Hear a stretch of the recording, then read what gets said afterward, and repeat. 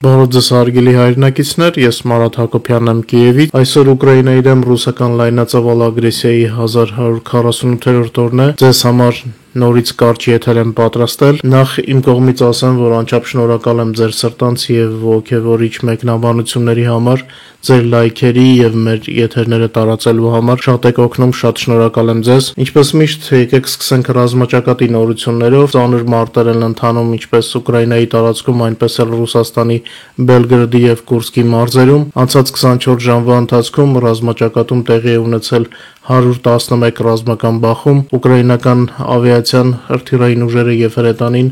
հարվածել են 6 տարածքների, որտեղ կենտրոնացած էին ռուսները, նրանց սպառազինությունն ու ռազմական տեխնիկան։ Ուկրաինացի զինվորականները առաջ են գնացել մարտի դաշտում եւ վերականգնել են վերահսկողությունը Դոնեցկի մարզի Դնեպրոէներգիա բնակավայրի նկատմամբ։ Ուկրաինայի զինված ուժերի հատուկ գործողությունների ուժերը Պոկրովսկի ուղղությամբ մաքրել են, զաչիստկա են արել, զավթիչների դիրքերը, հակառակորդին կենթանի ուժի կորուստներ են պատճառել եւ գերիներ են վերցրել։ Ընդհանուր առմամբ վերջին 24 ժամվա ընթացքում ոչնչացվել է 1050 ռուս զավթիչ եւ ավելի քան 300 միավոր զինտեխնիկա, ավելի ստուգ 391 միավոր։ Ընդհանուր առմամբ լայնածավալ պատերազմի սկզբից Ռուսաստանի կորուստները արդեն կազմել են 936210 զավթիչ, քանի որ մեր հեռարձակումը գաղտնի դիտում են մտավոր հետամնաց պուտինիստները, նորից հիշեցնեմ, որ այս թվերը Ուկրաինայի գլխավոր շտաբի փաստաթղթավորված տվյալներն են։ Ինչպես նախորդին ասացի, Սումի համար վրեժը շարունակվելու է եւ այդպես էլ կա։ Ռուսաստանի Իվանովոյի մարզում ապրիլի 16-ի առավոտյան խոցվել է 112-րդ գվարդիական հրթիռային բրիգադը,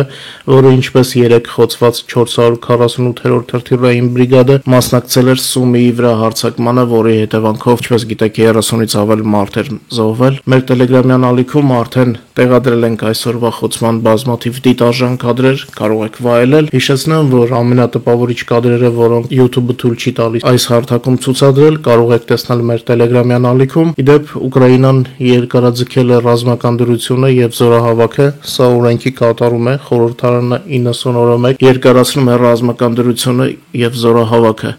եւ դա կտևի մինչեւ պատերազմի ավարտը։ Եթե հիշում եք, օրերս Ուկրաինայի արտաքին գործերի նախարարության ղեկավարը եվրոպացի գործընկերներին կոչ արեց միանալ Ուկրաինայում մշակվող հակաօդային պաշտպանության համակարգին, խոսքը գնում է ռազմավարական մակարդակի զենիթահրթիռային համալիրի մասին, մեծ հեռահարությամբ մինչև 100 կիլոմետր։ Եվրոմիության երկրները հրավիրվել են միանալու մշակվող ծրագրին, ռազրաբոտկա, այսպես ասենք։ Ըստ փորձագետների, Շվեդիան եւ Նորվեգիան կարող են հետաքրքրություն դրսեւորել մշակվող համալիրի նկատմամբ, սակայն առաջարկը դժվար թե հետաքրքրի օրինակ Իտալիայի կամ Ֆրանսիայի պես երկրներին, քանի որ նրանք արդեն ունեն SAMP-ի համակարգը, ինչը միանգամայն բավարար է նրանց աշխարհագրության համար։ Բայց բացի հյուսիսային Եվրոպայի երկրներից, նախագիծը կարող է հետաքրքիր լինել նաև մի շարք զարգացող երկրների, որոնք ունեն ֆինանսական ռեսուրսներ։ Դե կտեսնենք, այստեղ գլխավորը արագությունն է, սա պետք է արագ ստեղծենք, քանի որ Ռուսաստանը մեր դեմ անընդհատ օգտագործում է բալիստիկ հրթիռներ, հիմնականում մեզ պետք է ունիվերսալ համակարգ, որը կարողանա որսալ եւ բալիստիկ եւ թեւավոր հրթիռներ։ Անցնելով քաղաքական լուրերին, ինչպես խոստացել էի երեկվա եթերում, այսօր մի թեթև կանդրադառնանք հրթիռների վերաբերյալ Ֆրիդրիխ Մերցի հայտարարություններին։ Ֆրիդրիխ Մերցը հետաքրքիր հայտարարություն է արել Տաուրուս հրթիռների եւ Ղրիմի հետ կապված,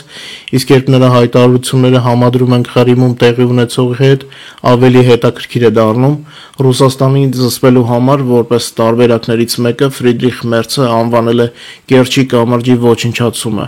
որը Ռուսաստանի եւ Ղրիմի թերակղզու միջև կարևորագույն ցամաքային զարկերակ է։ Մեջբերեմ, սա կլինի Ռուսաստանը ռազմավարական առումով, եթե հավատարիմ մնանք այս եզրույթին, փաստի առաջ կանգնեցնելու ուղիներից մեկը, բացատրել է Մերցը։ Իդեպ վերջերս Ղրիմում օկուպանտների մոտ որոշակի նեարդայնություն է տիրում,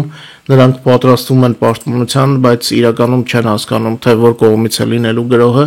դե մենք նրանց առայժմ կթողենք մթության մեջ, օրագավառին հետը։ Լրատվամիջոցները բավականին խոստումնալից են ներկայացնում Մերցի դիրքորոշումը Ուկրաինայի վերաբերյալ, հուսանք, որ այդպես էլ կլինի։ Իդեպ նրանց նույն լրատվամիջոցների տեղեկատվությամբ Մերցի առաջին արտասահմանյան այցը կլինի Ուկրաինա։ Սա նույնպես խորհրդանշական կլինի, բայց եկեք չշտապենք, տեսնենք թե ինչպես կանցնի եվրոպական քաղաքականությունը, ինչպես գիտեք, դանդաղ գոտ է, թեև Գերմանիան բավականին օպերատիվ էր զենքերը մատակարարում Ուկրաինային, տեսնենք արդյոք Ֆրիդրիխ Մերցը կբարձրացնի Ուկրաինայի հետ հարաբերությունների նշաձողը։ Այսպես կոչված Թրամփի բանագնաց Վիտկովը կամ Վիցկովը այս երասկոտ ժամանակից հետ մնացած պապիկը առաջարկել է, որ Իրանը հարստացված ուրանի պաշարները տա երրորդ երկրի, օրինակ Ռուսաստանին։ Այս մասին հաղորդում է Guardian-ը, պատկերացնում եք, թե ով է շրջապատում Թրամփին։ Սրանք մարդիկ են, որոնց համար Ռուսաստանը դեռ ինչ-որ բան է իրենից ներկայացնում, հույս են դնում Պուտինի վրա, սա կարծես թե ինչ-որ նեոնիհիլիզմ լինի։ Իհարկե կարելի էր պարզապես ծիծաղել Թրամփի եւ նրա շրջապատի վրա, բայց երբ հիշում ես, որ նա ղեկավարում է մի երկիր, որը վերջերս համարվում էր աշխարհում ամենահզորը, իհարկե մինչև Թրամփի գալը։ Իսկ այժմ Միացյալ Նահանգները միգուցե ժամանակավորապես կարելի անվանել աշխարհի առաջին տնտեսությունը, բայց ես վախենում եմ, որ եթե Թրամփը երկար այսպես շարունակի, նույնիսկ